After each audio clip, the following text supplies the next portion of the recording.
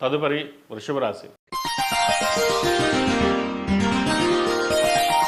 వృషభ రాశి వారికి ఈ వారం అనుకూలమైన ఫలితాలు గోచరిస్తున్నాయి.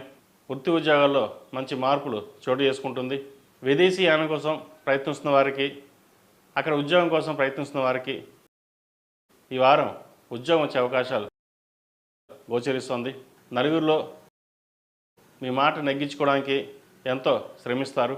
అలా చేయడం వల్ల కొంతమందికి దూరం అయ్యే అవకాశం కూడా గోచరిస్తుంది. అందరూ మనవాళ్ళే అనుకుంటారు, దాంట్లో కొంతమంది ఇబ్బంది పెట్టేవారు కూడా ఉంటారు. సరే, ఏదైనా సరే దైవానుగ్రహం వల్ల ఆ పరమేశ్వరుడు చూసుకుంటాడు, మనం చేద్దాం అనే యోచనతోటి ముందుకు చేస్తారు. అలాగే కొంత ధన నష్టం కూడా సూచిస్తోంది. ధనం వ్యయ విషయంలో కొన్ని జాగ్రత్తలు తీసుకోవాలి. ఇంటి రుణం కోసం ఎంతో శ్రమిస్తారు. అప్పు చేసి ఇల్లు కొన్నాము, అప్పు తీర్చడం ఎలాగే అనే యోచనతో ఉంటారు. అయితే ప్రస్తుత గ్రహగతుల రీత్యా కొంత ఇబ్బందికరమైన వాతావరణం ఉన్నా అవి త్వరలోనే సమస్యపోయే అవకాశం గోచరిస్తోంది. లోన్ల విషయంలోనూ క్రెడిట్ కార్డు విషయంలో కొంత దూరంగా ఉండాలి. అప్పు చేసేటప్పుడు తీసుకునేటప్పుడు జాగ్రత్త వహించండి. అవసరమైతే తప్ప దాని జోలికి వెళ్లకుండా ఉండడం అనేది చెప్పదగినది. వ్యాపారపరంగా అనుకూలమైన వాతావరణం నెలకొంటుంది. మీకంటూ ఓ స్థానాన్ని నిలబెట్టుకోవడానికి నలుగురితో కలిసి ముందుకు వెళ్ళడానికి ప్రయత్నం చేస్తారు. అయితే వ్యాపార వ్యవహార విషయాలలో మనకి ఏది నచ్చితే అదే చేయండి. 10 మంది చెప్పారు వెళ్దాము, సరే అది ఎలా ఉంటే బాగుంటుంది, ఇది ఇలా ఉంటే బాగుంటుంది అని కాకుండా మీకు మీరుగా ఆలోచించి ఒక నిర్ణయం తీసుకోండి, దాన్ని అమలుపరచండి. మంచి ఫలితాలు సంప్రాప్తిస్తాయి. ఉద్యోగరీత్యా చిన్న చిన్న ఇబ్బందులు ఏమైనా ఉన్నా సరే ఈ వారం తొలగిపోతుంది. ప్రమోషన్స్ కానీ, విదేశాలకు వెళ్ళి చదువుకోవాలి లేదా అక్కడ ఉద్యోగం చేయాలి అనేవారికి ఈ వారం బాగుందని చెప్పచ్చు. ముఖ్యంగా ప్రభుత్వ ఉద్యోగం కోసం ప్రయత్నిస్తున్న వారికి ఈ వారం మంచి ఫలితాలు సంప్రాప్తిస్తాయి. ఆరోగ్య సంబంధమైన విషయ వ్యవహారాలు జాగ్రత్తలు తీసుకోవాలి. గ్యాస్ట్రిక్ సంబంధించిన ఇబ్బంది పెడతాయి.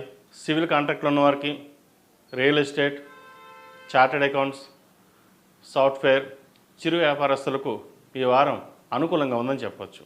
ఈ రాశిలో జన్మించిన స్త్రీలకు వృత్తి ఉద్యోగాల పరంగా బాగుంటుంది. వ్యాపార పరంగా చిన్న చిన్న చిక్కులు ఏవైతే ఉన్నాయో అవి ఈ వారం తొలగిపోతాయి. డబ్బు చేతి దాకా వచ్చి చేయి జరిపే అవకాశం ఉంది. ఒకవేళ వచ్చిన అధిక వ్యయం సూచిస్తోంది. వచ్చిన రూపాయికి 2 రూపాయల ఖర్చు ఉంటుంది. అయితే ఖర్చు అనేది మన చేతిలోనే ఉంటుంది.